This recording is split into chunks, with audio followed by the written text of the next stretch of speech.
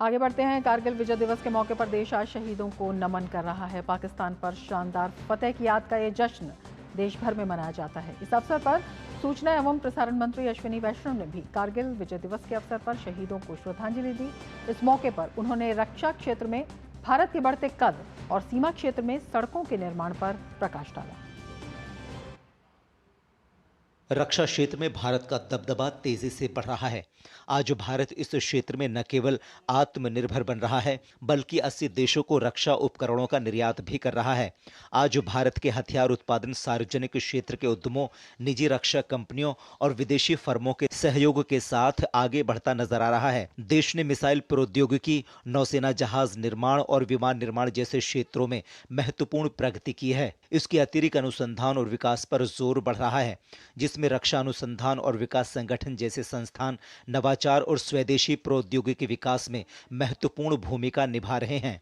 आंकड़े बताते हैं कि वित्त वर्ष 2013-14 की तुलना में पिछले 10 वर्षों में रक्षा निर्यात में 31 गुना वृद्धि हुई है। सूचना एवं प्रसारण मंत्री अश्विनी वैष्णव ने इसे सरकार की बड़ी उपलब्धि बताया और कहा कि प्रधानमंत्री नरेंद्र मोदी के नेतृत्व में पिछले 10 सालों में भारत रक्षा क्षेत्र में आत्मनिर्भर बना है। भारत में 70% रक्षा उपकरणों का उत्पादन हुआ है और लगभग 25,000 करोड़ रुपए के रक्षा उत्पाद निर्यात हुए हैं। डिफेंस के प्रोडक्शन में पिछले 10 वर्षों में आत्मनिर्भर हुआ है भारत। करीब करीब 70% के आसपास हमारा जो रिक्वायरमेंट है डिफेंस का, वो आज भारत में ही बनता है। भारत में डिफेंस का प्रोडक्शन 1 लाख करोड़ रुपए से अधिक हो गया है। आप सबने देखा डिफेंस के जो पब्लिक सेक्टर यूनिट्स हैं उनका वैल्यूएशन आज एक बहुत हाई वैल्यूएशन पहुंचा है। और सबसे बड़े गौरव की बात है कि भारत में बने डिफेंस उपकरण आज 80 देशों में एक्सपोर्ट हो रहे हैं। करीब 25,000 करोड़ से ज़्यादा के एक्सपोर्ट्स डिफेंस के हो गए हैं। भारत सीमा क्षेत्र में सड़कों के निर्माण और टेलीकॉम कनेक्टिविटी पर भी विशेष जोर दे रहा है। पिछले 10 वर्षों में इस क्षेत्र में काफी वृद्धि देखी गई है। सूचना एवं प्रसारण मंत्री अश्विनी वैष्णव ने बताया कि आज बॉर्डर एरिया में 6,800 किलोमीटर से अधिक सड़कें बनाई जा चुकी हैं। साथ ही कनेक्टिविटी को बढ़ावा दिया गया है, जिसमें टेलीकॉम कनेक्टिविटी के लिए ऑप्टिकल फाइबर बिछाने का काम हुआ है। अश्विनी वैष्णव ने पूर्ववर्ती सरकारों के दौरान सीमा क्षेत्र में बुनियादी ढांचे का विकास न करने के लिए कांग्रेस पर कटाक्ष भी किया। कांग्रेस के समय परिस्थिति ऐसी थी कि वहाँ डिफेंस मिनिस्टर बोलते थे कि सड़कें नहीं बनानी चाहिए, ऐसी हालत थी। आज प्रधानमंत्री श्री नरेंद्र मोदी जी ने बॉर्डर एरियाज़ में 6,800 किलोमीटर से ज़्यादा बॉर्डर रोड्स बनाई है।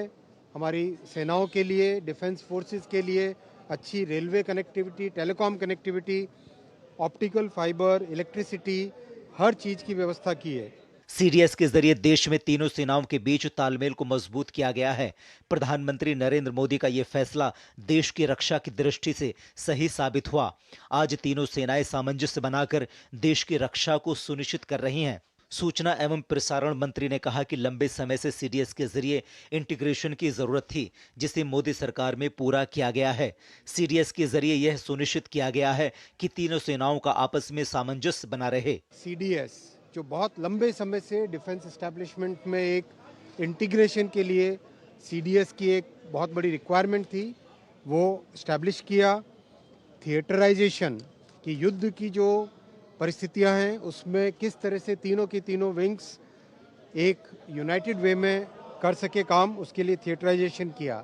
केंद्र में नरेंद्र मोदी के नेतृत्व में एनडीए की सरकार बनने के बाद से रक्षा क्षेत्र में सुधार को व्यापक प्राथमिकता दी गई है। रक्षा क्षेत्र में आत्मनिर्भरता के इस मूल मंत्र के साथ आगे बढ़ा ये कारवां अब रक्षा क्षेत्र में देश को एक और निर्यातक के रूप में स्थापित करने की दिशा में तेजी से आगे बढ़ा है। ब्यूरो इनपुट के साथ दिल्ली से शैलेंद्र मिश्र की रिपोर्ट, डीडी न्यूज।